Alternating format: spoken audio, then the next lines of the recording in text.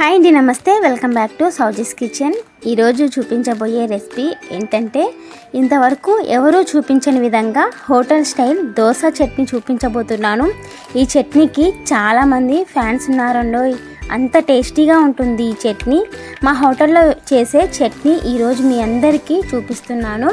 ముందుగా ఈ చట్నీ కోసం కావలసిన పచ్చిమిర్చి, టమోటాలు, ఆనియన్స్, వంకాయలు వీటన్నింటినీ రెడీగా కట్ చేసుకొని ఉంచుకోవాలి.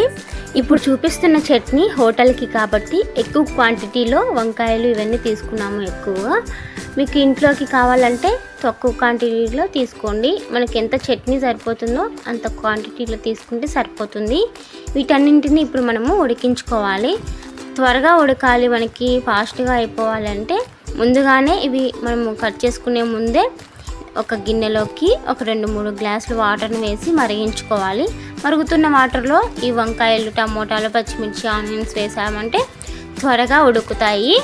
ఎక్కువ టైం అయితే తీసుకోవు, త్వరగా ఉడికిపోతాయి. ఈ చట్నీ దోశలోకి చాలా బాగుంటుంది, చాలా టేస్టీగా ఉంటుంది. మీరు కూడా ఒకసారి తప్పకుండా ట్రై చేయండి ఈసారి దోశ వేసేటప్పుడు. తర్వాత వీటన్నింటిని ఉడికించుకోవాలి. అన్నింటిని ఒక్కసారిగా వేసి, లేదంటే మనము కుక్కర్లో వేసైనా ఒక విజిల్ రానిస్తే సరిపోతుంది.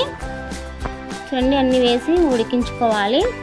ఇవి ఇలా ఉడుకుతూ ఉండగా ఒక పక్క మనము ఇప్పుడు ఇందులోకి వేరుశనగ పప్పులు వేయించుకోవాలి, అంటే పల్లీలు వేయించుకోవాలి.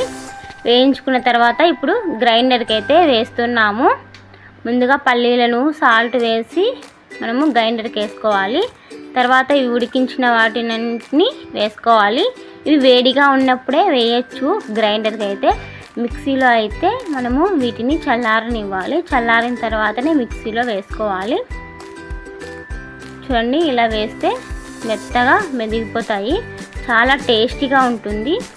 దోశ వేసినప్పుడల్లా ఒకే చట్నీలు ఎప్పుడూ ఒకేలా చేయకుండా ఇలా ఒకసారి ఈ పచ్చడిని ట్రై చేయండి. చాలా టేస్టీగా ఉంటుంది, చాలా బాగుంటుంది.